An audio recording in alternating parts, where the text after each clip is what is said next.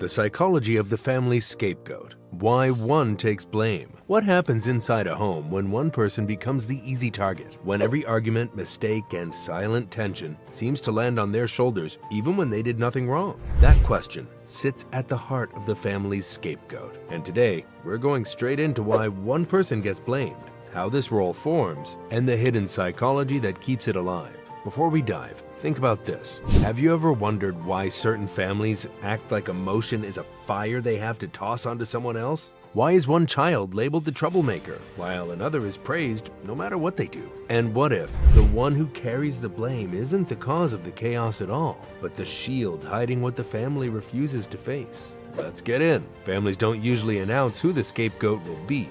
It happens quietly. One day a child spills juice and gets yelled at. Another day their sibling spills the same juice, and the room laughs it off. Over time, the pattern isn't random anymore. It becomes a role. Psychology calls this scapegoating.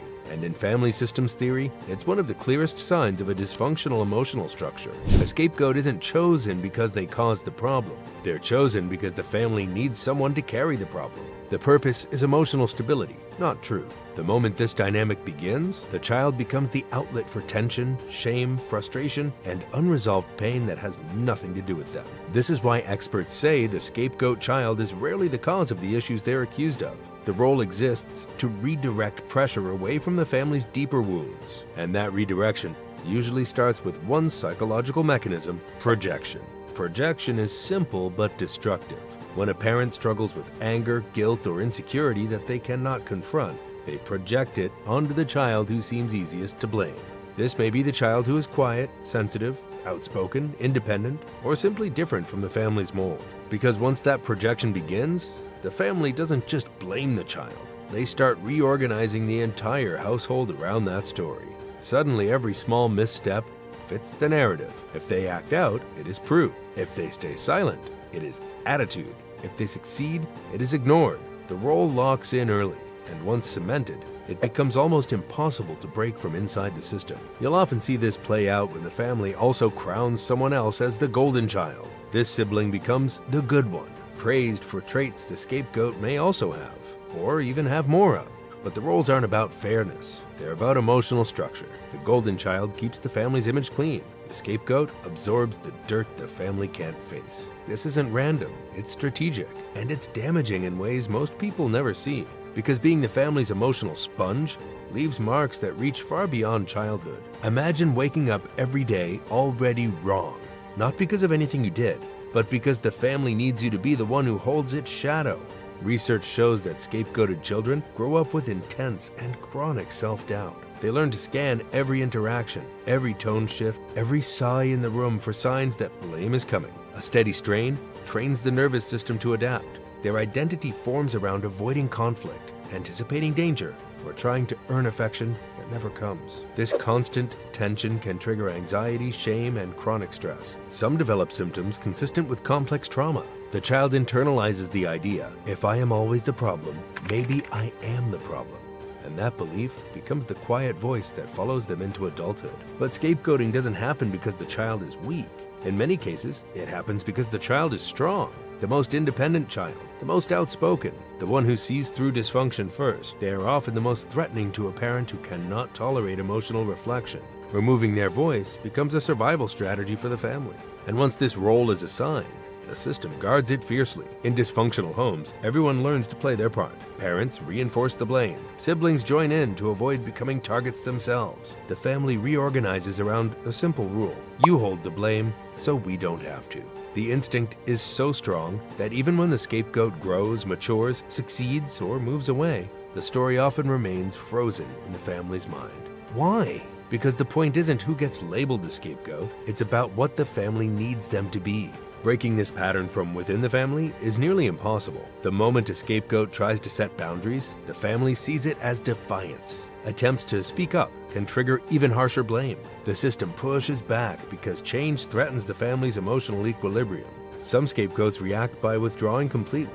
They learn that silence feels safer. They avoid family gatherings, keep conversations brief, or stay emotionally distant as a shield. Others go in the opposite direction. They try to become perfectionists, people pleasers, or overachievers. They hope that if they do everything right, the blame will finally stop. but it doesn't, because the blame was never about their behavior. The role is psychological, not factual. Even when the scapegoat leaves the toxic environment, the guilt and self-doubt follow them. They may enter relationships where they again tolerate blame, criticism, or emotional manipulation because the dynamic feels familiar.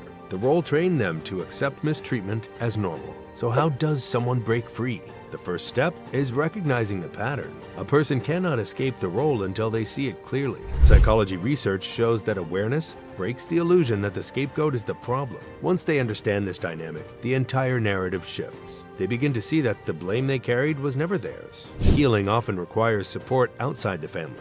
Therapy helps unpack years of internalized shame. It gives structure and language to experiences that once felt chaotic. Many adults who grew up scapegoated describe therapy as the first place where their story finally made sense. Boundaries become essential. A scapegoat who tries to heal without boundaries often gets pulled back into the role. Limiting contact, refusing to take responsibility for others' emotions, or stepping back from toxic relatives are not acts of cruelty. They are acts of survival. And with time, something powerful begins to happen. The person who was once labeled the problem begins to reclaim their identity. They learn to trust healthy relationships. They develop the confidence they were denied. And eventually, the family story loses its grip on their life. But there is a twist worth noting. When a scapegoat heals, it often exposes the truth that the family tried to bury. Because once the scapegoat stops carrying the blame, the family can no longer avoid what they were hiding behind that role. The structure begins to crack. Sometimes the blame moves to another member, sometimes relationships fracture, sometimes the truth finally emerges. But once the scapegoat steps out of the role, the family loses the emotional shield it relied on. This is the part families fear, and the reason they fight so hard to keep the scapegoat in place. Many scapegoats rise in ways the family never expected. Strength grows where blame once lived. Clarity replaces confusion. Self-worth replaces shame. Because when someone survives a childhood where they carry the weight of everyone else's emotions, they develop resilience that most people never have to learn. And that makes the final truth hit even harder. Sometimes the one the family blamed the most was the one holding the entire family together. And when they finally let go of the role they never chose, the whole story changes. And what was once hidden can no longer stay buried. That is the psychology behind the family's scapegoat. And the moment you see it for what it is, nothing about the blame makes sense anymore. Have you ever met someone who stays quiet in a room, yet somehow sees more than everyone else combined? That quiet edge often belongs to an intuitive introvert, a person whose mind works in ways most people never notice. They move through the world with a kind of silent depth, spotting patterns before they form and reading people before they speak. But what actually gives them that unusual perception? How does their inner world shape what they notice? And why do their insights appear so sudden, even when they come from hours of hidden thinking? Those questions drive the journey we are about to take. And once you see how an introspective thinker really processes life, you may never look at quiet people the same way again. Because inside that calm surface is a mind working at full power. The way an intuitive introvert takes in information starts with something most people never consider: the depth of their sensory processing. Their brain does not move fast or loud, it moves deep. Instead of skimming the surface of an experience, their mind slows down and pulls details inward. A change in someone's tone, a shift in the room's energy, a pattern forming in a conversation. They don't hunt for these signs, they absorb them. Research on sensory processing sensitivity shows that some people's nervous systems take in far more data per moment than the average person. Their brain filters less out. That means they don't just notice what's happening, they notice what's underneath what's happening. This sensitivity also understands why they protect their energy so carefully. Loud places, fast talkers, flashing environments, these things hit them harder, faster, and deeper. But the moment the world gets quiet, their mind activates, the noise drops away, and the patterns rise to the surface. This isn't a weakness, it's power. It gives them access to layers of reality most people walk right past. And that deep perception becomes something even sharper when emotions enter the picture. This is where their quiet turns into something almost uncanny. Watch an intuitive introvert at a party. They aren't the first to speak. They're the first to see. A twitch in someone's eyebrow, a smile that slips for half a second, the weight behind a word. These tiny cues carry meaning, and a deep observer catches them long before anyone else does. Their sensitivity doesn't only apply to lights, sounds, or environments. It applies to people. Studies on perceptual sensitivity show that some individuals are biologically wired to notice emotional microsignals that others filter out. For an intuitive introvert, this means they don't just read the room, they read the pulse of it. This is why people often feel understood around them without knowing why. The intuitive introvert can sense when someone is off, even if their face looks calm. They hear the strain under a "I'm fine." They catch the moment a person tries to hide their disappointment or protect their pride. And because they process these signals internally, silently, they don't need someone to explain their feelings. They already saw it happen. But here's the twist. They don't just gather these signals, they turn them into meaning. And that takes us into one of their most powerful traits. If you could step into the mind of an intuitive introvert, you wouldn't see a quiet place. You'd see a world of motion, images, symbols, theories, flashes of connection, all happening behind a calm expression. Their thinking isn't linear, it's layered. A small detail sparks a larger idea. One memory links to an observation. An emotion triggers a concept. And before they say a word, a full picture forms inside them. This is pattern-driven intuition. This is what turns a simple moment into insight. Other people gather data piece by piece. The intuitive introvert gathers meaning as a whole. Their mind works like a lens, pulling separate threads together until the message becomes clear. It's why they understand people's intentions before the person explains them. It's why they can predict how a situation might unfold after watching only the first few steps. Their symbolic thinking also gives them unusual creativity. They don't just imagine ideas, they feel them forming. They sense the direction before the path exists. It's like their mind is always one step ahead, building connections that seem to appear out of nowhere, but actually come from deep internal processing. This internal world is not loud, chaotic, or scattered. It's focused, rich, and alive. And the more you understand how they think, the more obvious one truth becomes. Their insight isn't an accident. It's built into the way they see everything. Most people think creativity is about brainstorming hard or pushing through a block. But for an intuitive introvert, ideas don't show up on command. They arrive in bursts. A thought that hits out of nowhere. A solution that appears in the middle of a quiet moment. A connection that pulls itself together while they're doing something simple, like walking or washing dishes. This is not randomness. It's the incubation effect at work.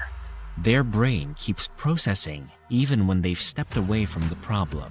While someone else may strain to think, the intuitive introvert lets the idea rest, and their mind reorganizes the pieces on its own. And when the clutter clears, a new insight rises. That's why they protect their alone time so fiercely. Solitude isn't boredom for them, it's fuel. It gives their mind the space it needs to unlock what's been building beneath the surface. But here's another reason these bursts feel so strong. Their symbolic thinking doesn't just create ideas, it pushes them forward, into the future, into possibilities others haven't considered yet. This is the turning point, because once the insight lands, their mind does something even more interesting. When an intuitive introvert walks into a room, they don't react to what's happening. They react to what's about to happen.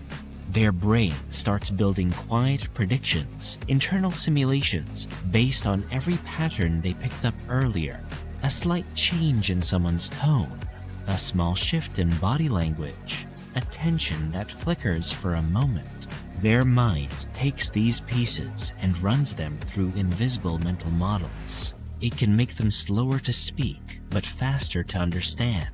They pause, not because they have nothing to say, but because they are choosing the right thing to say. They're tracking the moment and the meaning at the same time. To others, this looks like caution. Inside, it's a calculation, and that creates a strange effect. Their accuracy is impressive, but their silence can be mistaken for distance, which leads to the final thing people get wrong about them. Silence makes people nervous. When someone talks less, the world tends to fill the gaps with assumptions. Cold, shy, detached. People throw these labels at intuitive introverts without realizing how wrong they are. Their quiet isn't emptiness. Their quiet is processing. They are reading, analyzing, connecting, and decoding. Their mind is working through layers at a speed that doesn't show on their face. But because their insight builds inwardly, people who rely on louder, faster communication miss what's happening.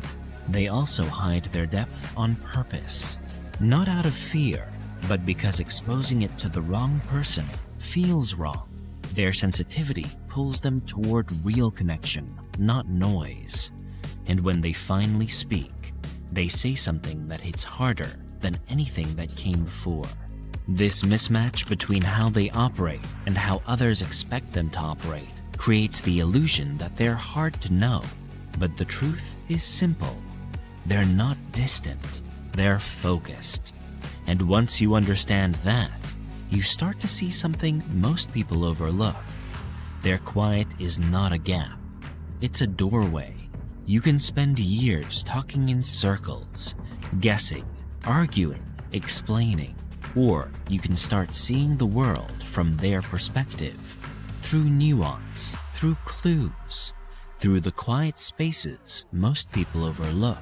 Because the intuitive introvert doesn't just look at life, they understand it. And once you notice how they see the world, it's impossible to unsee it. 10 signs of self-centered people you didn't know. You've probably crossed paths with someone who seemed perfectly kind at first glance. Grounded, charming, even thoughtful. But slowly you start to feel drained around them. Like every interaction is pulled toward their center of gravity. What you think, what you feel, what you need, it all gets pushed to the edges. That's the quiet design of truly self-centered people. They don't reveal themselves through obvious arrogance. Their patterns hide behind politeness, compliments, and casual conversation, so well disguised that you don't recognize the truth until the emotional cost shows up. Today, we're going deeper into the 10 signs of self-centered people you didn't know. The subtle markers psychology links to egocentric behavior, self-absorption, and attention-seeking traits that many people overlook until it's too late. And the first sign is the one most people misread as confidence, when it's really the opposite. 1. The fragile ego behind their confidence. Self-centered people often carry themselves as if they're effortlessly above the crowd, sure of their opinions, certain of their abilities, unshakably secure. But that sense of superiority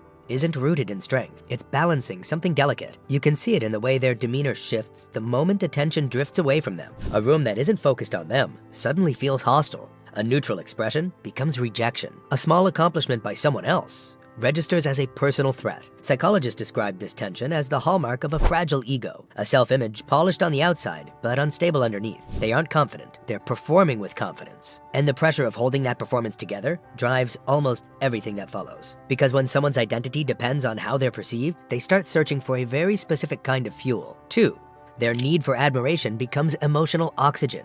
With a self-centered person, attention isn't enjoyable, it's necessary. They may not check in on you, think about you, or consider your needs for long stretches of time. But the moment they want a connection, they expect it instantly and completely. Their sense of worth rises and falls based on external validation. A compliment steadies them. A moment of disinterest destabilizes them. And any shift in the emotional environment feels like a shift in their personal value. This hunger doesn't show up as loud demand. It seeps into conversations. They guide the discussion back to their accomplishments, their stresses, and their victories. Not to share, but to feel anchored. Over time, this dependency narrows their emotional awareness. They're not asking how you feel because they're monitoring something else, whether they're being affirmed. And that's when the next hidden pattern appears. 3. Their empathy only exists when it benefits them. Most people recognize emotional signals. A sad tone, a worried expression, a tired posture. But self-centered individuals filter everything through a simple, unspoken equation. Does this affect me? If your moods shift, they evaluate its impact on their comfort. If you're overwhelmed, they wonder whether your attention will drift. If you're upset, they focus on what they might lose, not what you feel. This isn't always cruelty. Sometimes it's an emotional limitation. They understand emotions logically, but struggle to connect with them intuitively. The split between cognitive empathy and true emotional empathy. That's why your vulnerable moments can feel strangely hollow around them. You open up, and instead of support, you get redirection. Your experience reframed into theirs. Not because your story isn't important, because they're unable to inhabit it. And once they begin seeing relationships through this self-focused lens, something deeper forms beneath the surface. 4. They expect the world to bend toward them. Entitlement in self-centered individuals rarely announces itself. It appears quietly as assumptions. Assumptions that they deserve more attention, more tolerance, more exceptions, more emotional labor, more everything. They move through interactions as if people should adjust their needs without question, even though they rarely adjust to anyone else's. If someone else receives praise, they interpret it as a loss. If someone else gets help, they feel overlooked. If someone else has a moment in the spotlight, they feel displaced. It's not open competition yet. It's the unease of believing the universe is supposed to align around them and noticing when it doesn't. That tension grows until the next shift becomes inevitable. 5. Your success feels like a shadow over their identity.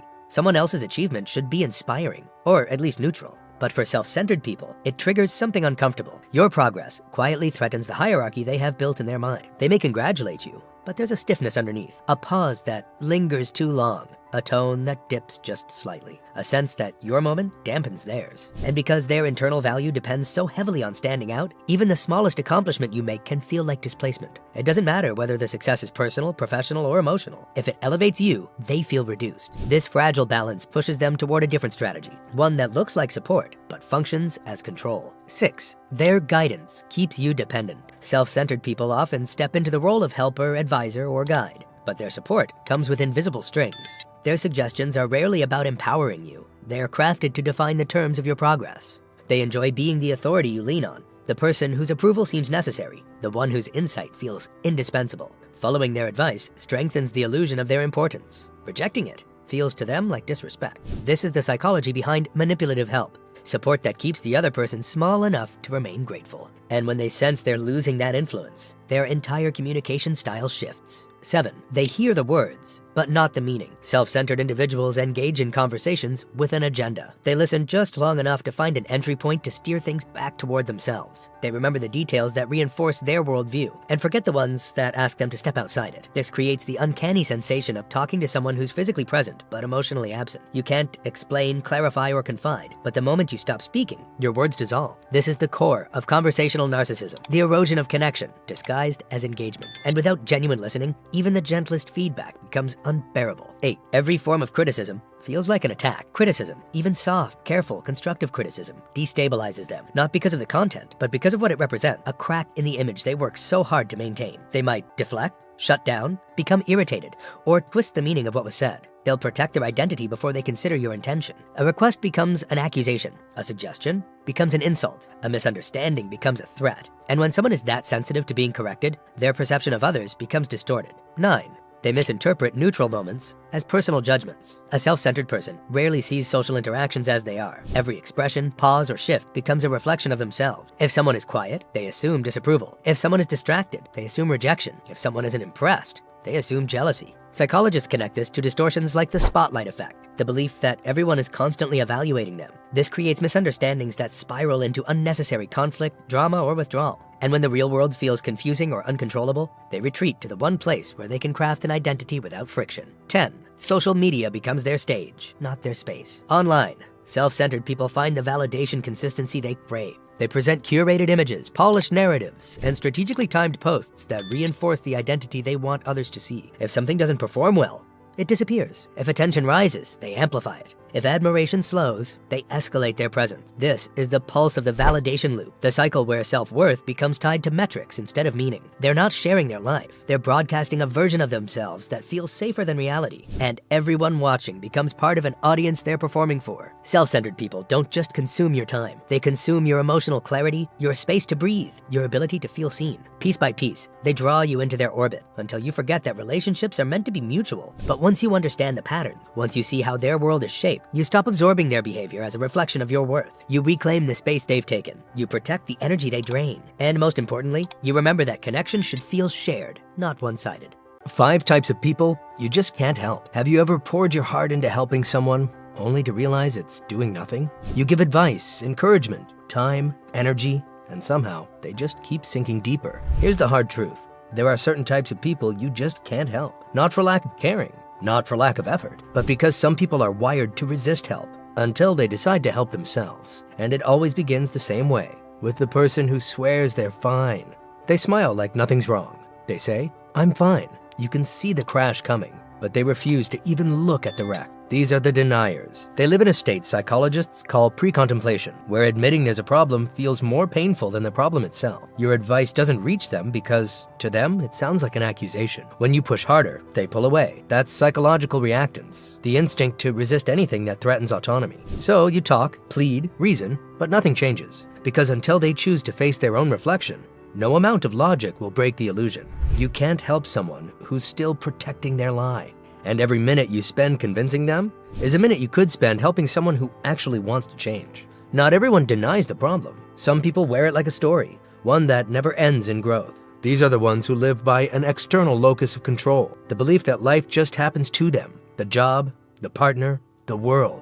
It's always someone else's fault. You listen, you empathize, you give them solutions, but every fix you offer becomes proof that nothing works for them. That's the paradox of the victim mindset. It feeds on attention, not progress. You can't build strength in someone who's addicted to feeling powerless. And when you try to rescue a victim, there's always the same ending. You become the villain the moment they still feel lost. So before you jump in to save them, ask yourself, are you helping or are you being cast in their story again? Then there are the people that say they want things to get better, but secretly don't. They vent, they sigh, they repeat the same frustrations like clockwork. These are the chronic complainers. What they really seek isn't a solution, it's validation. Each time you listen, you reward the loop. Vent, relief, repeat.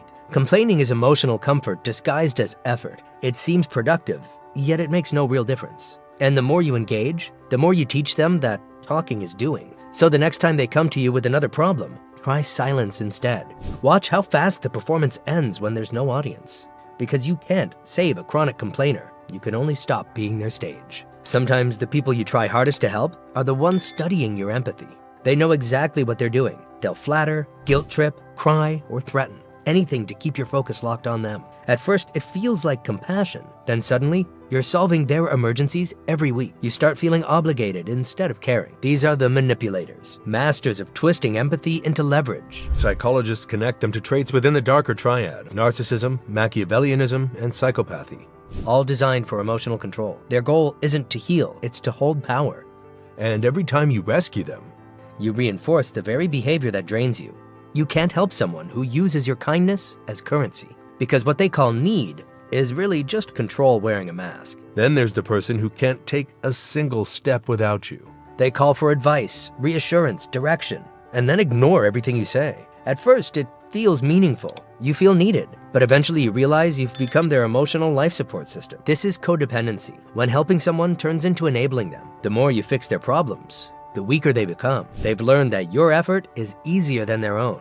Real help ends dependency. Fake help feeds it. If they refuse to grow, your distance becomes the only lesson left, because sometimes walking away isn't abandonment, it's accountability. And finally, there's the one who doesn't just drain you, they dismantle you. They're warm one moment, cold the next. Charming, cruel, unpredictable. You keep hoping that if you just say the right thing, they'll finally hear you. But logic doesn't reach people driven by emotional chaos. Many of them carry deep trauma or instability, but that doesn't make you their therapist. Your compassion can't heal someone who's weaponized their pain. And when you keep trying, you don't just lose energy, you lose yourself. You can't mend something you didn't destroy, and you can't keep bleeding to prove you care.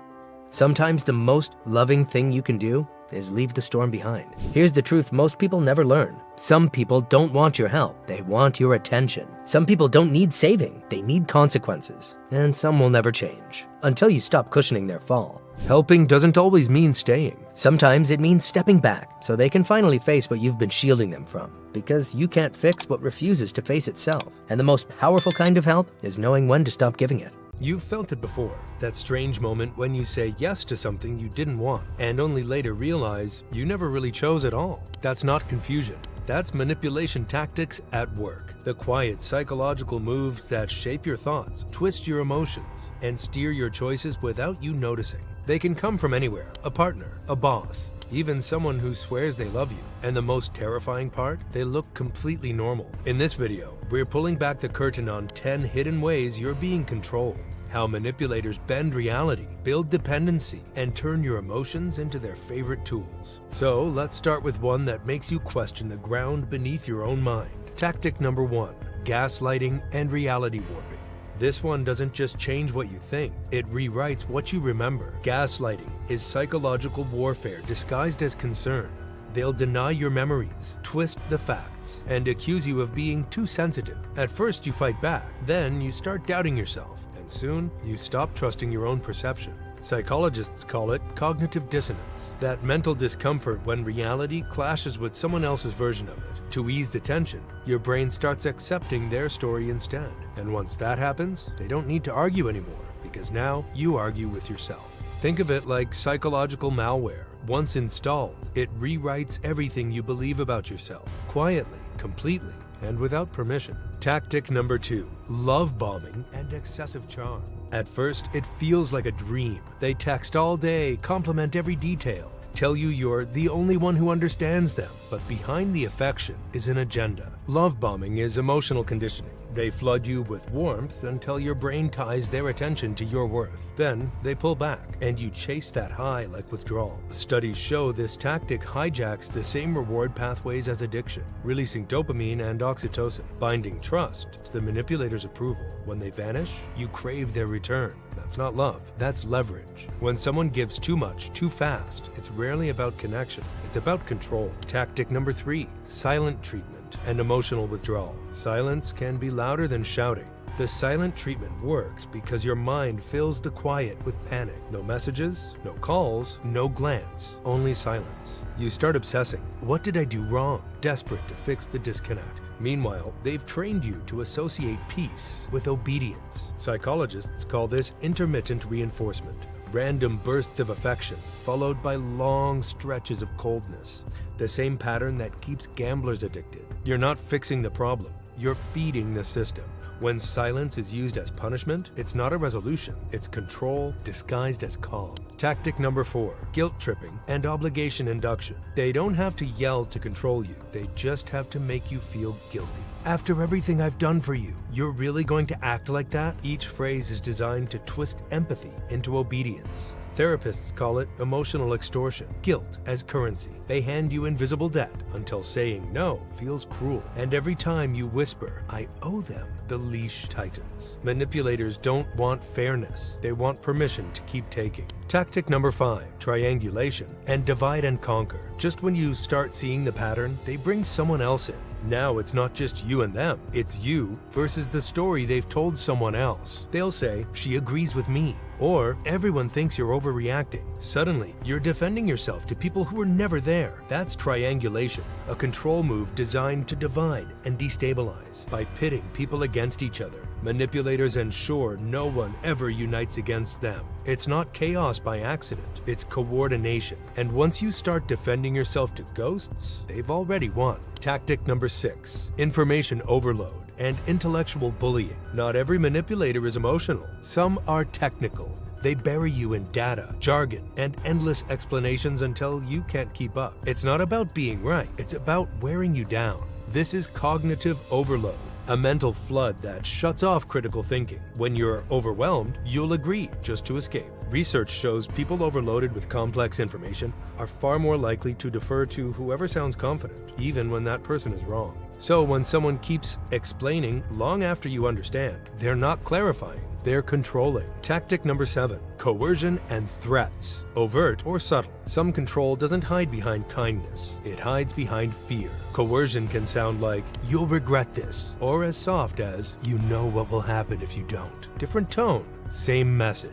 You're not free to choose. Subtle threats create anticipatory anxiety. You start avoiding conflict before it even happens, and soon they won't have to punish you anymore. You punish yourself. The most dangerous cage isn't the one locked from the outside, it's the one you build inside your own mind. Tactic number 8, dependency creation and isolation. Control thrives in silence. Over time, manipulators chip away at your connections. One friend here, one habit there, until you only have them. They'll say, "Your friends don't get you," or "I'm the only one who understands." At first, it feels protective. Eventually, it becomes a prison. Psychologists describe it as emotional dependency conditioning, the systematic breakdown of outside perspective. When you lose your support network, their version of reality becomes yours. You stop seeking advice, you stop trusting your instincts, and finally, you stop recognizing yourself. When your world shrinks to one voice, that's not connection, that's captivity. Tactic number 9, weaponizing your words and passive consent. Manipulators remember everything you say, not to understand you, but to use it later. Every confession becomes ammunition. Every silence becomes agreement.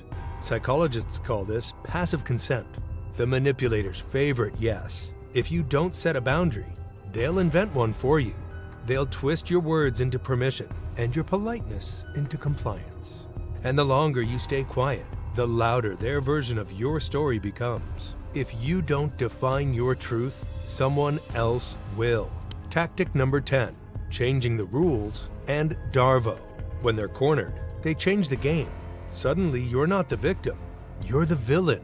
This behavior follows a pattern known as Darvo: deny, attack, reverse victim and offender. They'll deny what happened, attack your credibility, and cry betrayal until you're the one apologizing. It's chaos with a purpose, a psychological smokescreen designed to erase accountability and rewrite guilt. And if you start explaining yourself, they've already won the rewrite. Darvo isn't defense, it's deceit disguised as emotion. You've just seen the blueprint: 10 quiet ways control hides in plain sight. These manipulation tactics don't steal your freedom all at once. They take it piece by piece. A doubt here, a silence there, a small guilt you can't quite name. But once you see the pattern, it can't control you anymore, because manipulation doesn't take power. It convinces you to hand it over. And the moment you stop giving it, every manipulator loses their favorite weapon: your unawareness. You've been here before, that quiet moment before the fall, when your hand reaches for what you swore you quit, and your mind whispers, just once more. That's addiction, the invisible pull that makes you crave what hurts you most. And it's not just drugs or alcohol. It's scrolling until 3 a.m., checking the message you shouldn't, chasing the person who keeps breaking you.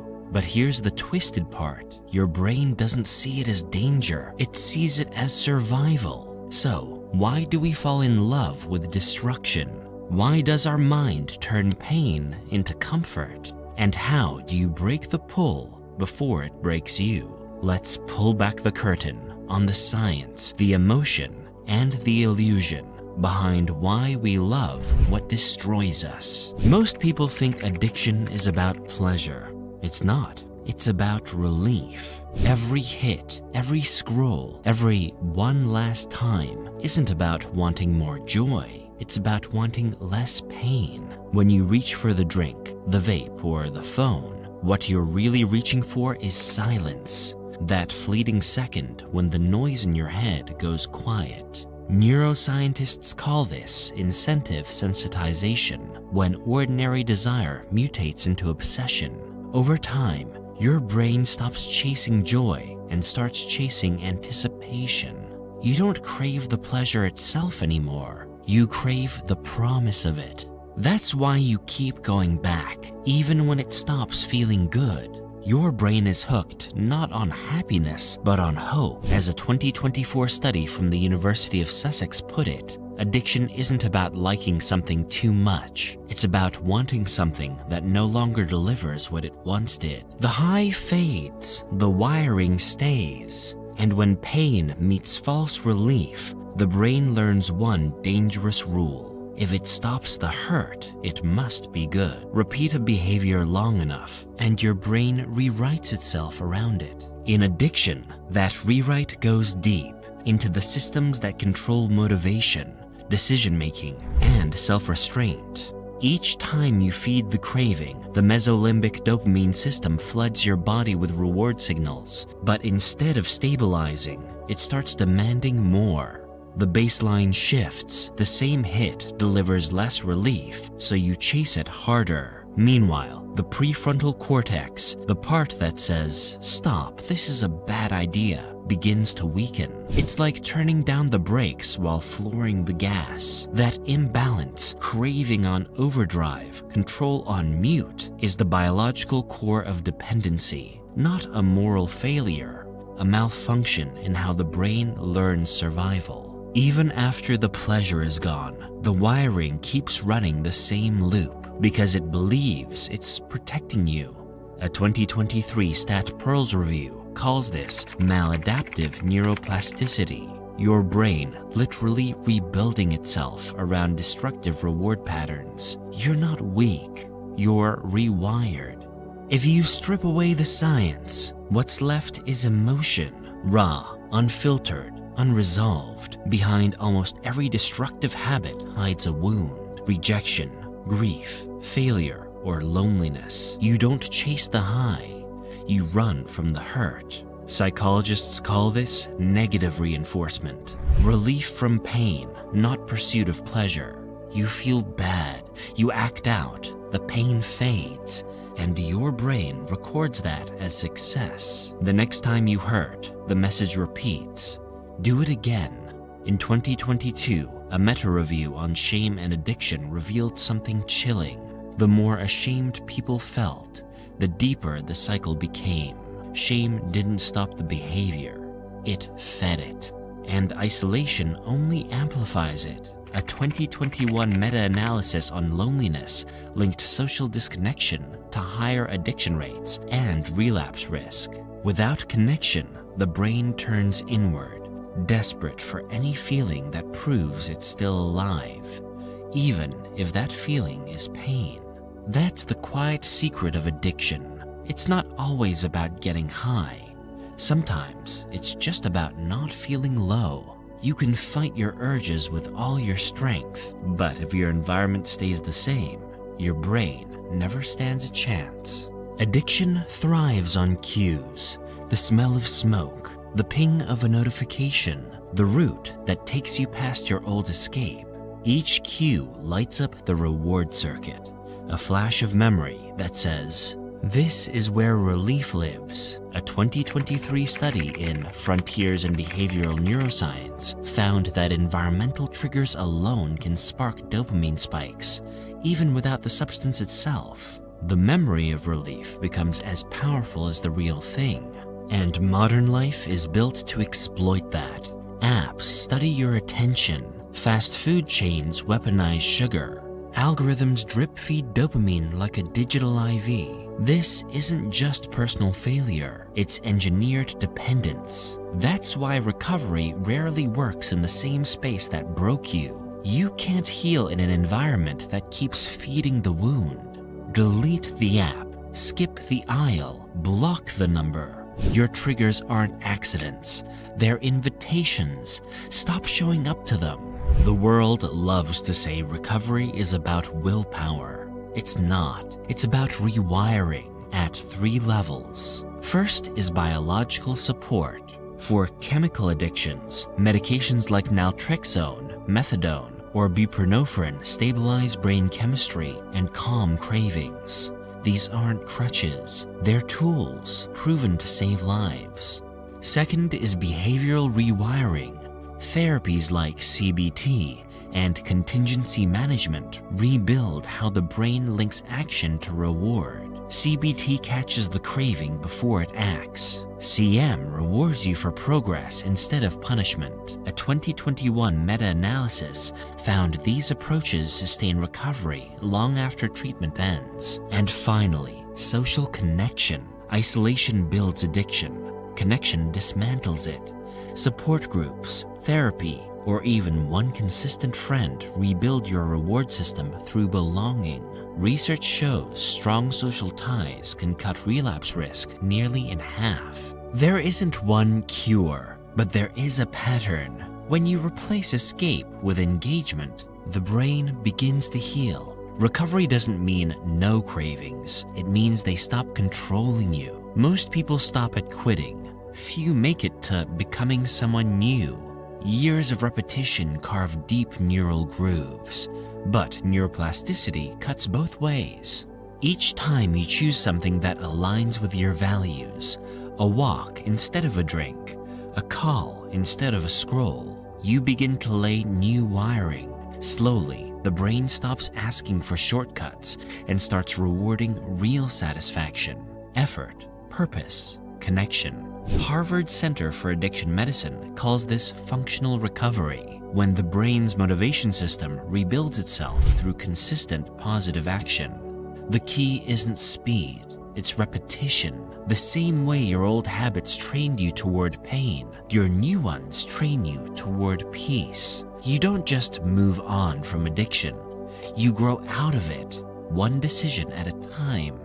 Freedom doesn't mean never failing. It means knowing why you fell and choosing to rise anyway. We love what destroys us because, for a moment, it saves us. It numbs the ache.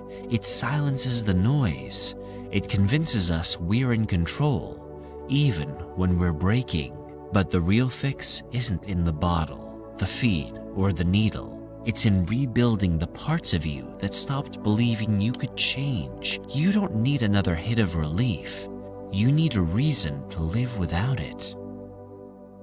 Immature adult habits that quietly ruin relationships. Have you ever dated someone who looked grown on paper, but whose approach to life felt unfinished? The type of immature adult who leaves you wondering why love feels harder than it should. You sense something is off, but nothing is loud or dramatic enough to name. It all hides in the small moments. This video breaks those moments down. We are looking at the habits that quietly weaken a relationship from the inside. What turns normal frustration into emotional exhaustion? What actions feel harmless now, but slowly drain trust? And what happens when those patterns don't change at all? Let's get into it. Some adults never learn how to manage their reactions. Not in the sense of big dramatic breakdowns, but in the daily swings that turn small moments into tense ones. Psychology research on emotion regulation shows that people who cannot name, manage, or calm their feelings often end up relying on impulsive reactions instead of steady responses. Emotional immaturity often appears as mood shifts, quick irritation, and sudden defensiveness. When a partner carries this volatility into a relationship, the home becomes unpredictable. You might approach them with a simple question and get warmth one moment and a cold snap the next. You start watching their tone before you share anything important. This is how emotional safety fades, not through one explosion, but through constant guessing.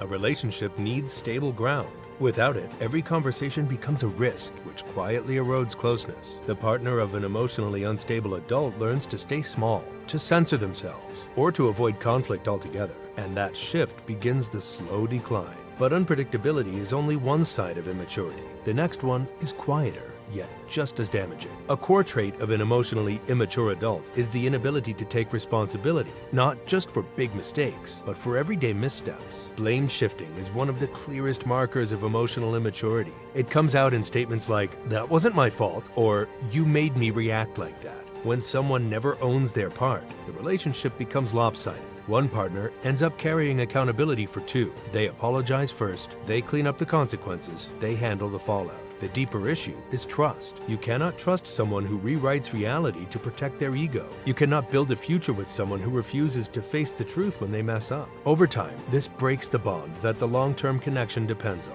But what happens when the immature partner is not only avoiding responsibility, but depending on you for everything? Some adults never developed the inner tools needed to comfort themselves. They look to their partner for constant reassurance, stability, and emotional rescue. Research highlights emotional overdependence as a key sign of immaturity, where the person relies heavily on others to make decisions or regulate emotions. At first, this can feel flattering. You may feel needed, important, but as months pass, the weight grows heavier. You become their source of validation, guidance, and motivation. This creates a parent-child dynamic instead of an equal partnership. One person carries the emotional load, while the other leans on them like a crutch. There is another problem. When someone never learns to self-soothe, they panic when their partner cannot be there every second. This breeds jealousy, insecurity, and clinginess, creating a relationship where the immature person expects constant nurturing, but offers very little in return. Yet dependence is not the only way emotional maturity avoids true partnership. Sometimes the opposite happens. Withdrawal. Some partners avoid closeness, even when they want love. They keep everything light, surface level, or distracted. Research suggests that many emotionally immature adults struggle with vulnerability and deep emotional sharing. Psychologists note that these individuals avoid heavy conversations, commitment-based discussions, or any situation requiring emotional depth. This avoidance freezes the relationship in place. You may talk often, but the conversations never reach the level where understanding grows. You may spend time together, but you never feel truly known. Avoidance can look like changing the subject anytime feelings come up, or keeping past experiences off limits. The partner who wants depth begins to feel alone, even while sitting next to the person they love. The loneliness grows quietly. Eventually, you realize you are in a relationship where nothing important ever gets addressed. Then you reach a point where avoidance is no longer possible and conflict arrives. And this is where the next habit does real damage. Communication is the engine that keeps relationships moving, but immature adults often do not know how to communicate without falling apart. Research describes common patterns such as stonewalling, silent treatment, explosive arguing, talking over the partner, or shifting to defensiveness instantly. These habits create a loop that the couple cannot climb out of. Problems stay unresolved, tension builds. The partner learns that speaking up leads to shutdown or chaos, so they stay silent. Issues that should take minutes to discuss linger for months. And here is the hidden cost. When communication collapses, resentment forms. You begin to imagine conversations in your head because the real ones never go anywhere. You begin to tell yourself stories to fill the silence. And once resentment sets in, connection becomes harder to revive. The next pattern is less emotional, but hits just as hard in everyday life. A relationship does not survive on emotions alone. It survives on follow-through. Many immature adults struggle to handle basic responsibilities. Studies highlight common patterns such as impulsive spending, forgetting bills, avoiding chores, or expecting the partner to handle adult tasks. This might seem minor at first, but the effect adds up. A relationship is a shared life. When one person refuses to take part in that life, the other becomes a caretaker. They cover rent deadlines, plan meals, handle schedules, or manage the home. This drains respect, attraction, patience. It becomes difficult to see someone as a teammate when their choices create more work for you. A partner who treats responsibilities casually sends an unspoken message: you will handle it for me. And over time, that message wears down even the strongest love. But all these habits have a deeper root. They rarely appear out of nowhere. Research from the National Library of Medicine shows that adults who experienced emotional neglect or inconsistent caregiving as children often struggle with empathy, emotional regulation, commitment, and communication in their adult relationships. These early gaps shape how a person handles conflict, intimacy, responsibility, and self-control. This does not excuse harmful behavior, but it explains why some people grow physically, yet stay emotionally stuck. Their bodies reached adulthood, but their emotional skills did not. Understanding this root is important for one reason. You cannot change someone who refuses to see the problem, but you also cannot heal someone whose wounds they will not confront. A relationship cannot fix emotional immaturity. Only personal growth can. And many relationships never get that far. 6 signs you should end all contact with someone. Have you ever had someone in your life who leaves you drained? Like every interaction quietly steals a piece of your peace? You can't explain it logically, but your body always knows. Your shoulders tense before you see them. Your energy drops after you talk. You tell yourself you're overreacting, but deep down you feel it. Something isn't right. That's when you need to recognize the truth. There are signs you should end all contact with someone, and it often begins quietly, the kind of pain that doesn't leave bruises. They'll say they were just joking. They'll twist your words until you start questioning your own memory. One moment you're confident, and the next you're apologizing for things you didn't do. That's gaslighting, a form of emotional abuse that rewires your sense of truth. It teaches you to doubt your own reality until their version of the story becomes the only one that feels safe to believe. But it's not safety, it's control. Psychologists explain that long-term exposure to emotional manipulation keeps your body stuck in fight or flight. You start anticipating harm, even in silence. If you feel relief when they leave the room and anxiety when they return, that's not love, that's survival. And survival is not a relationship. Sometimes the control doesn't come through words, it comes through silence. They stop speaking to you, not to find peace, but to make you suffer. The silent treatment is emotional starvation, attention withheld until you break first. You text, they ignore you.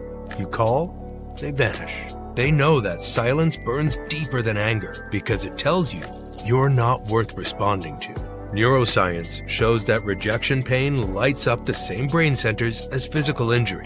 That ache in your chest when they ignore you, that's your body reacting to emotional violence. Healthy people pause to breathe. Toxic people pause to punish. And when silence becomes a weapon, the only winning move is not to play. The next stage is even more subtle. The moment your boundaries stop meaning anything, you say, "Please don't talk to me like that." They do it again. You ask for space. They invade it. You explain what hurts you, and they laugh. That's not a misunderstanding. It's disrespect disguised as affection. Each time they cross your line, they teach you to make it a little further away. You call it compromise, but it's not. It's erosion. Psychologists warn that repeated boundary violations are an early predictor of emotional abuse escalation. Because once someone learns your no means try harder, they stop hearing you at all. If you've drawn the line and they keep walking over it, you don't need a new boundary. You need distance. And yet, some people don't use cruelty all the time. They mix it with kindness, just enough to keep you hoping. One day they're affectionate, warm, and charming. Then suddenly, they turn distant or unkind, and you can't predict which version of them you'll face. That's not confusion, it's control. Psychologists call it intermittent reinforcement. It's how manipulators train your emotions, give just enough love to keep you chasing more. It's the same pattern that keeps gamblers pulling levers, waiting for that one good moment to make all the bad ones worth it. But love isn't supposed to feel like gambling. When affection becomes a prize, it stops being love. You start checking your phone more often, watching your words, trying to predict their mood, until one day, even the sound of their name makes your stomach drop. You see a text, and your whole body tenses. That's not anxiety. That's your nervous system remembering pain. Researchers call it anticipatory anxiety, the fear that something bad will happen because it always does. A healthy relationship calms your body. A toxic one trains it to panic.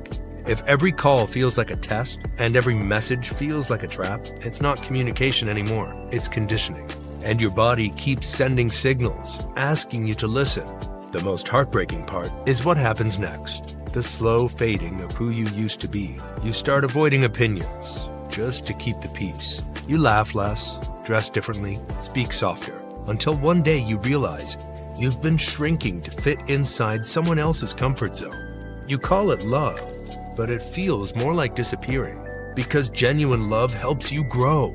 It makes you more of who you are, not less. When someone forces you to dim your lights so they can shine brighter, that isn't partnership, that's possession. And when you start to forget your own voice, the kindest thing you can do is walk away and remember it. Ask yourself, who were you before them? And who could you become once they're gone?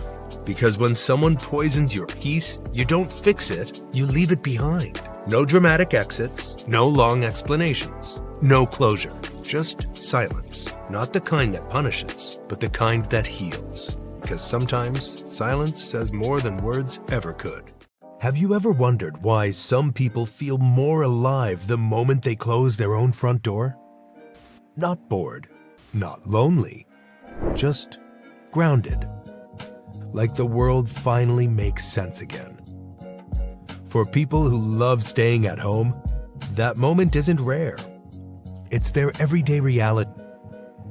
While others chase noise, crowds, and plans, They find their spark in stillness, comfort, and the quiet rhythm of their own space. So what makes staying at home feel so good for them? Why do some people recharge in solitude while others drain in it? And how does choosing a home sanctuary actually lead to a happier, clearer, more intentional life than constantly going out? Let's pull back the curtain on a world most people never slow down long enough to understand. Some people step into a crowded place and feel their energy drain like a battery on red. Others walk into the living room and feel it rise. That's because many home-first people have a brain that works better in stable, low-stimulation environments. Psychologists studying sensory processing found that people with more sensitive nervous systems absorb details more intensely, such as lights, sounds, movement, and even social cues. For them, the outside world isn't exciting. It's loud, it's busy, it's too much. At home, the noise drops, their thoughts sharpen, their breathing slows, the stress chemicals fade. The brain switches from overload to control. This isn't shyness or laziness. This is biology. It's the same reason some animals survive better in calm habitats, while others chase chaos. People with this wiring operate their best when the environment supports their nervous system instead of attacking it. And once you understand that, staying home stops looking like hiding and starts looking like alignment. But there's another layer people miss. It's not just about shutting the world out. It's about what staying in lets them access. There's a moment many homebodies know well. The door closes, the world quiets, and the mind finally clicks into place. Not loneliness, clarity. Psychologists call this restorative solitude. It's the kind of alone time that resets the emotional system, boosts creativity, and strengthens decision-making. People who love staying home experience a deeper version of it because they don't treat solitude as punishment. They treat it as fuel. When they're alone, the brain isn't scanning for social cues or managing small talk. It's free. And something else happens. Inner voices get louder than outer opinions. That's why people who enjoy staying at home often know themselves better. They hear their real thoughts without noise drowning them out. They sense what they want, what they don't, and who they are when no one's watching. Research shows that this kind of attentive solitude increases emotional regulation, meaning homebodies recover from stress faster and make calmer choices in conflicts. It's not that they're avoiding life. It's that they're strengthening the part of themselves that shows up when life hits them back. Still, it's not just the emotional benefits that make this lifestyle powerful. There's a practical side people overlook, and it changes everything. The outside world is anything but certain.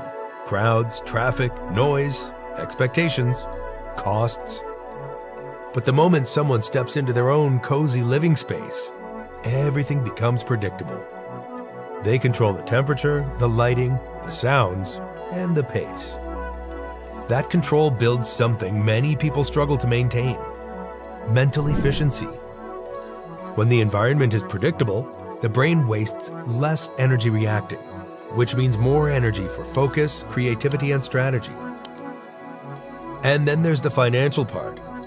People who enjoy their domestic lifestyle naturally avoid the constant spending on drinks, rides, food, events, and clothes that come with going out. Their fun doesn't require an entry fee. Their peace isn't tied to a place that charges by the hour. They also conserve emotional energy. No forced conversations, no awkward social loops, no pretending. That saved energy becomes fuel for their own interests, projects, hobbies, and personal growth. Where others burn out from constant stimulation, home-first people build stability. Where others chase novelty for a dopamine spike, they create deep, lasting enjoyment. And that's why the stay-at-home personality isn't a limitation. It's a strategic lifestyle, one built on peace, intention, and self-direction. But what they do with that peace, that's where the story gets even more interesting.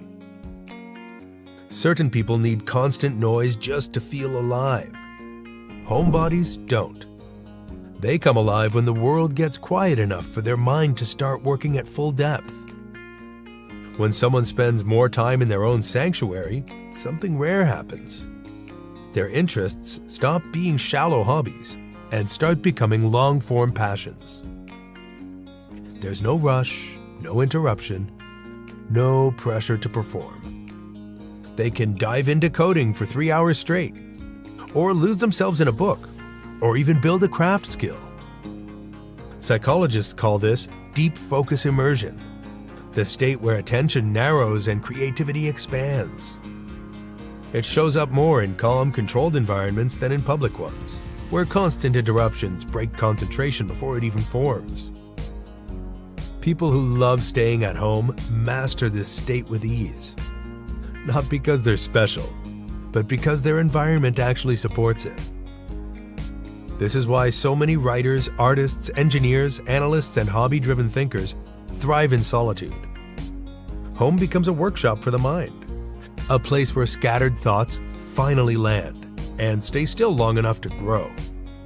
And even if the world doesn't see the progress, homebodies feel it every single day. But their life isn't just built on inner depth. Their way of connecting with others is just as unique and just as misunderstood. The stereotype says staying home means being antisocial. But in reality, home-focused people can have stronger relationships than anyone else. Why? Because they don't spread their time thin. They don't bounce from circle to circle trying to fit in. They choose carefully, intentionally, and they show up fully for the people they trust. There's no performance, no mask, and no social exhaustion that forces them to withdraw. When they talk, it's meaningful. When they listen, it's attentive.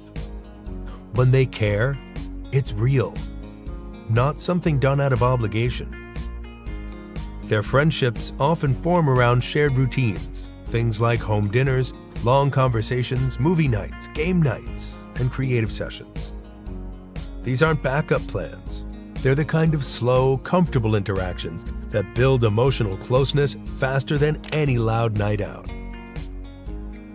And here's the part most people overlook. Because homebodies pace their social energy, they avoid burnout. Their connections last longer. They don't disappear, ghost, or run out of steam. They build relationships the same way they build their inner world, steadily, deeply, and with their full heart present. But the most surprising part of this lifestyle isn't the peace, or the focus, or even the relationships. It's the sense of power it gives them.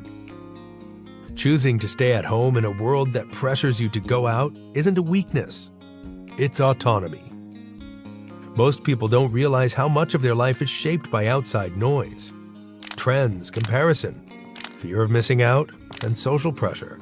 But people who love their cozy living rhythm move differently. They choose based on internal signals, not external ones. At home, they build routines that protect their mental health.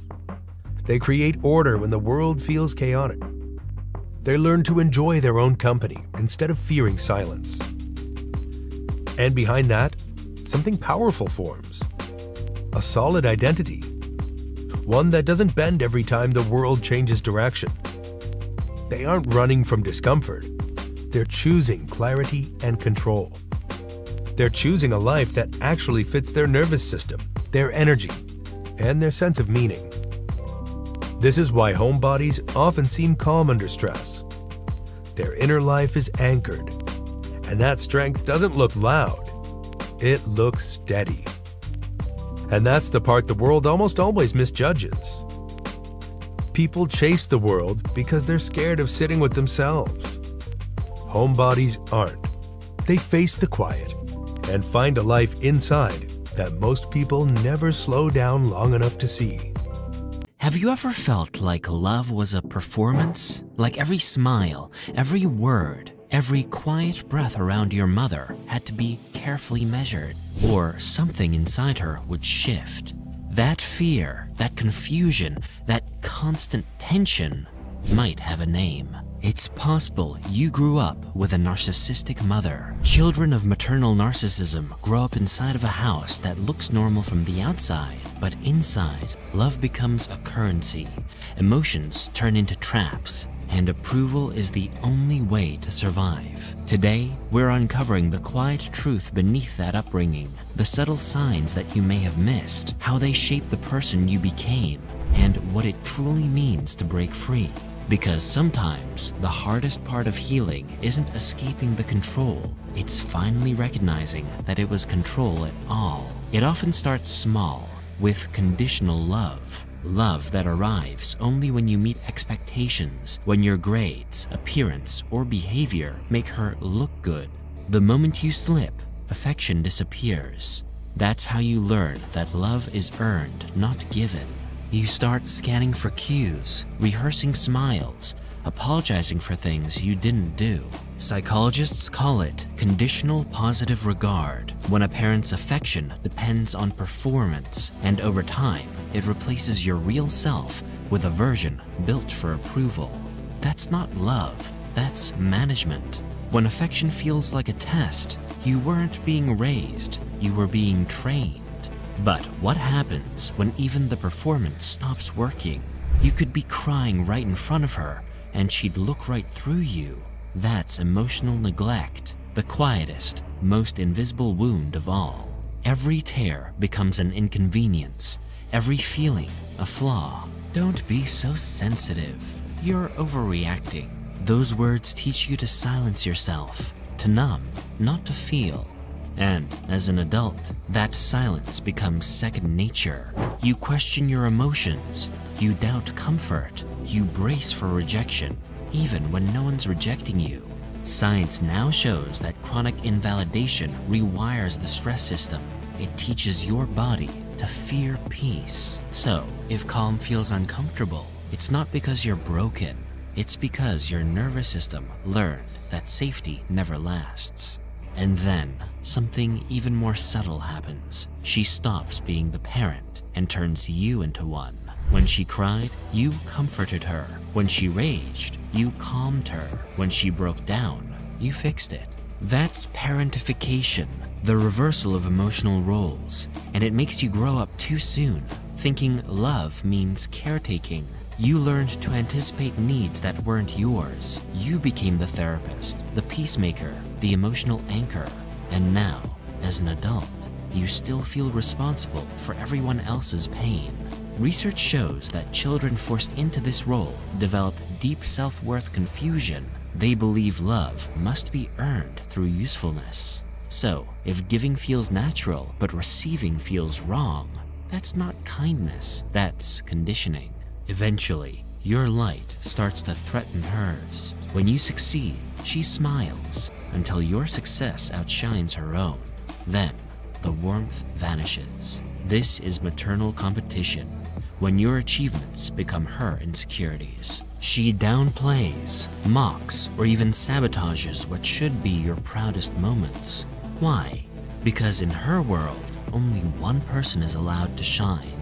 Her identity feeds on hierarchy, and to stay above, she must keep you small. If you've ever felt guilt in your own success, that's not humility, that's survival learned in the shadow of narcissistic grandiosity. Soon, the ground beneath you begins to blur. Arguments stop being about truth, they become battles for dominance. Every disagreement ends the same. You're too sensitive, you remember it wrong. You're the problem. That's gaslighting, when reality itself is rewritten until you doubt your own mind. Her goal isn't resolution, it's control. If she can distort your perception, she controls your loyalty, and slowly you stop trusting yourself. You question memories, emotions, even your own sanity. But let this sink in. If you grew up apologizing for your own pain, that wasn't love. That was power, disguised as morality. You begin to live on alert. One day she's kind, The next, she's cold. You never know which version you'll get. That inconsistency becomes addictive. You start craving her approval, hoping each good moment means the bad ones are over. That's how she keeps you hooked. Unpredictability is the tool. Control is the reward. You read her mood like a weather report. You learn to tiptoe, anticipate, and overthink. And even now, you might mistake chaos for love, because in your world, stability never felt safe. If peace makes you uneasy, it's because your nervous system doesn't trust stillness. So you adapt. You chase perfection, grades, appearance, success, trying to earn the approval you never got. But no amount of success ever seems to satisfy. That's the narcissistic legacy. Her voice becomes your inner critic. You replay mistakes, you downplay wins, you confuse achievement with worth.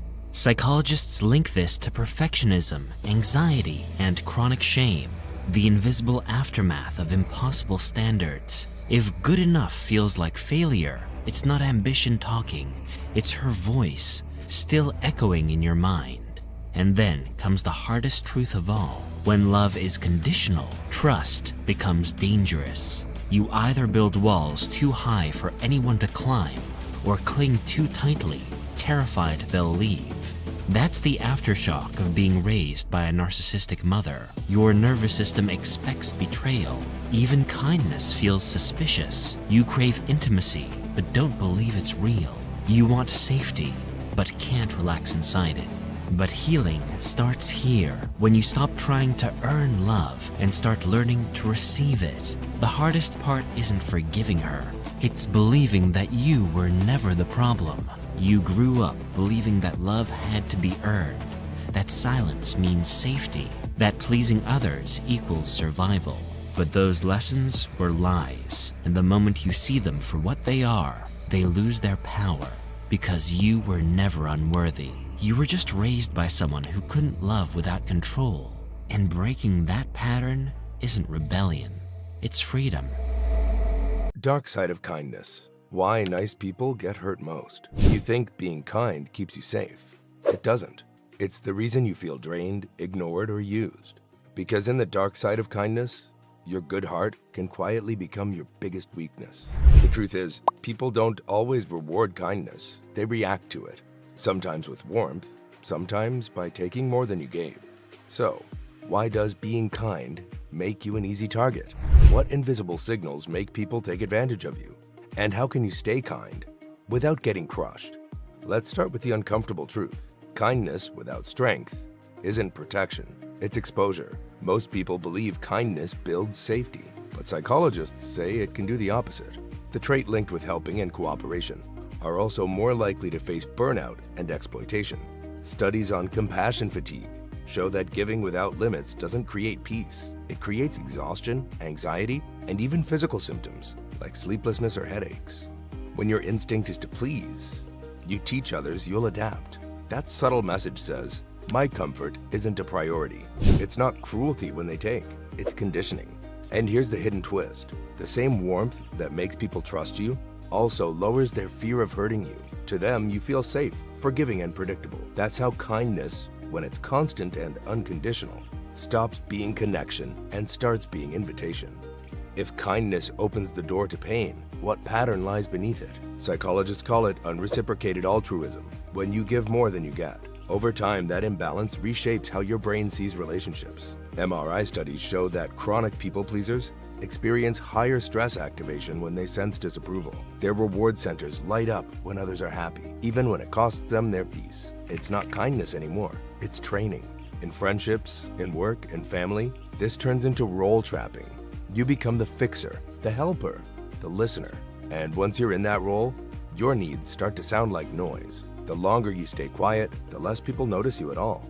It's subtle at first. They forget to ask how you're doing. They stop saying thank you. But soon, invisibility becomes your default setting. You start mistaking exhaustion for empathy and peace for avoidance. Your kindness turns into emotional camouflage, a way to survive, not connect. That's why being too nice doesn't make people love you more. It teaches them they don't have to. You start to feel the drift, the unanswered messages, the one-sided effort, the quiet resentment. You begin to wonder if the problem is you. Nothing's wrong. You just gave more than they ever asked for. But the real danger isn't what others take. It's the quiet signals you send that tells them they can. Most kind people never realize how much their body language gives away. A half smile to smooth tension. A nod, even when you disagree. A quiet, it's fine, when it's anything but. Each one tells the other person, you can push further.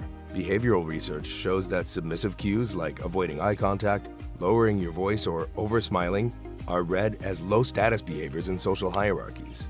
People don't even do it consciously. They just test boundaries where they sense they can. That's how kindness vulnerability forms. Not in your actions, but in your signals. When you suppress irritation to keep the peace, you teach others that peace requires your silence. Every "don't worry about it" chips away at your boundaries until kindness turns into invisibility. Awareness is power, but awareness without action changes nothing. So, how do you keep your heart open without making it a target? There's a myth that boundaries make you cold. They don't. They make your kindness last. Healthy boundaries act as filters, not barriers. They let the right people in and keep emotional parasites out. Psychologists describe this as assertive communication, a skill proven to reduce anxiety and increase self-respect. Here's the shift. Stop saying, "I can't say no." Start telling yourself, "I'm the one who decides when to say yes." When you begin filtering your kindness through choice, people feel it. Your tone changes. Your eyes hold longer. The room listens differently. Boundaries turn kindness from reflex into choice, and choice commands respect. So next time someone pushes, don't over-explain, don't over-apologize. Just say, "That doesn't work for me," calmly, once. That sentence tells people something louder than kindness ever could. You respect yourself. And when you do, kindness finally starts to mean something again. When kindness meets clarity, it becomes power. Studies show that selective generosity, giving intentionally to people who reciprocate, boosts happiness and emotional resilience. Because kindness should never be reactive. Not "I must help," but "I choose to help." That's how compassion fatigue flips into compassion balance. You still give, but you also recover. You still care, but you don't collapse. Kindness paired with inner strength doesn't attract takers. It attracts equals. People who respect your limits, sense them, and meet you there. So give, but from fullness, not from guilt. Because when kindness flows from strength, it stops being weakness and becomes your quiet power. But long term, how do you keep that power steady? So you stay kind, not crushed. You can't rebuild respect from others until you rebuild it inside yourself. Research shows that kindness paired with self-worth creates stronger relationships and better emotional health. The most respected people aren't the harsh ones. They're the ones who know where they end and others begin. That's the formula for lasting balance: consistency, competence, composure. People trust what's consistent, they respect what's competent, and they follow what's calm. When you master those three, your kindness stops being questioned. It becomes your signature. You stop chasing approval. You stop explaining your worth. And suddenly, the same heart that once left you drained becomes your armor. The dark side of kindness isn't your empathy. It's your silence when you should speak. Your yes when you mean no.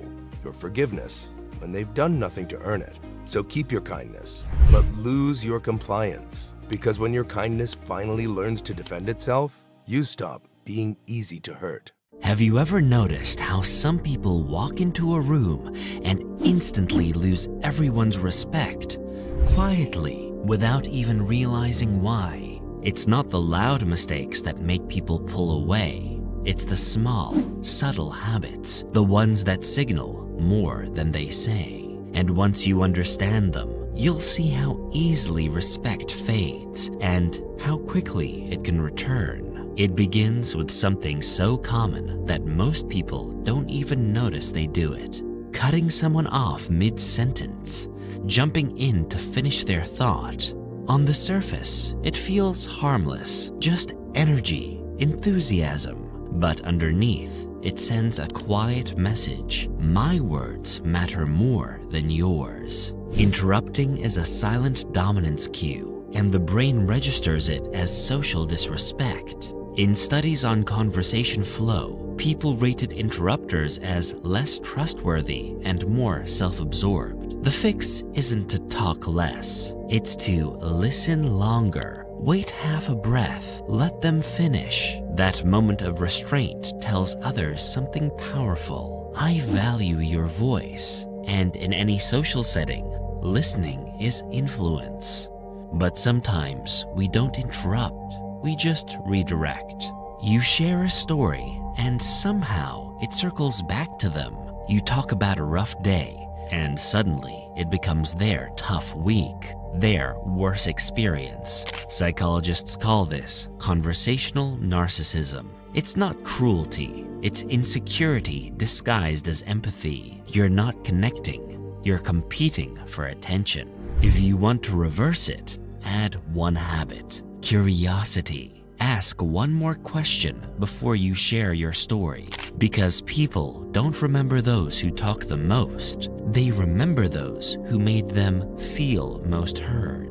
Then there's the voice that drags a room down without even trying. Negativity, constant complaint, that low, invisible storm that follows someone everywhere they go. Emotional contagion studies show that negativity spreads faster than any virus. It drains focus, energy, and even memory in others. And soon, people start associating your presence with exhaustion. You don't have to fake positivity. You just need to speak toward a resolution. Vent to process, not to perform. Because every complaint without a solution teaches others to tune you out. And when your words lose gravity, your presence does too. The next habit hides behind good intentions, the need to impress. You drop achievements into stories, name-check connections, or humble brag about being so busy. You're trying to sound confident, but it lands as performance.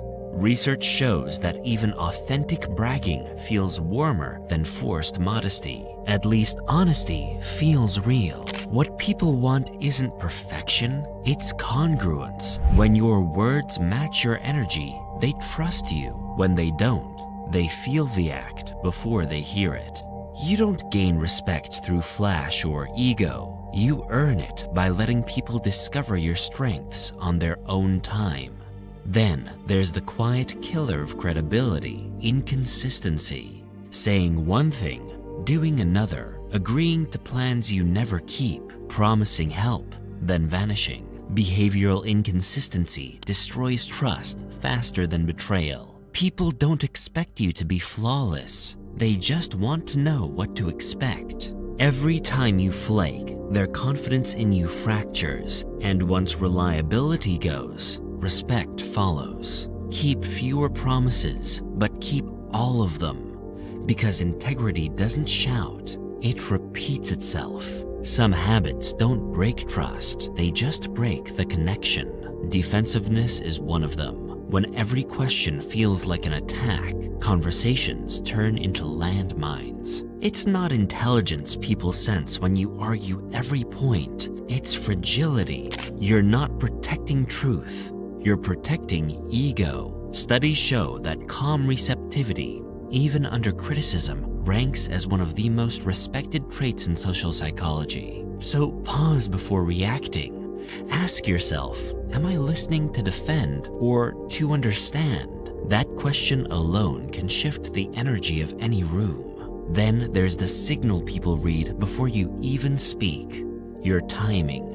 Being late seems small, but socially it says, my time matters more than yours. Lateness breaks rhythm. It tells people they can't rely on you to respect their boundaries. Over time, it's not about clocks, it's about character. The solution isn't just punctuality, it's preparation.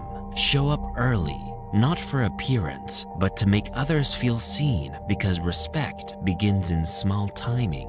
And even when you arrive on time, are you really there? Distraction kills connection faster than distance. Looking at your phone mid-sentence, half listening while your thoughts race elsewhere. People feel that disconnection instantly.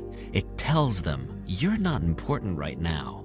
Even micro-distractions, a glance, a buzz, can cut perceived empathy in half. So put the phone away, hold eye contact, let silence stay. Because real attention is one of the rarest currencies left. Some habits live deeper, under the skin. Holding grudges is one of them. You think you're protecting your peace, but what you're really protecting is pain. People sense that heaviness. They start filtering themselves around you, walking on eggshells through unspoken tension. Letting go isn't weakness, it's control. It means someone else's actions no longer dictate your mood, and that kind of emotional steadiness, it's magnetic. But perhaps the most draining habit of all is needing constant reassurance, asking if someone's mad, fishing for compliments. It's what psychologists call validation seeking, and while it comes from insecurity, it lands as pressure. Confidence isn't built through approval, it's built through self-trust. The less you chase validation, the more freely people offer it, because connection breathes in space, not in demand.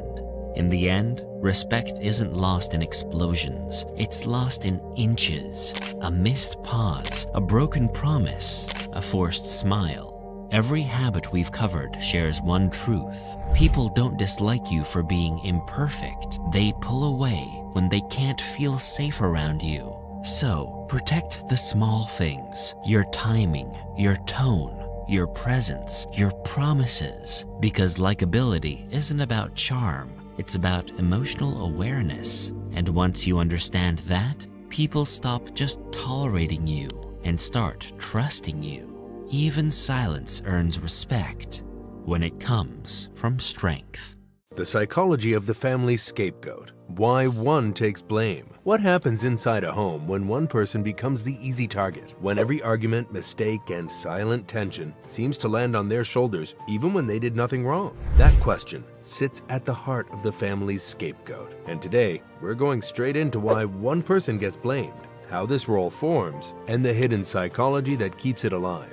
Before we dive, think about this. Have you ever wondered why certain families act like emotion is a fire they have to toss onto someone else? Why is one child labeled the troublemaker, while another is praised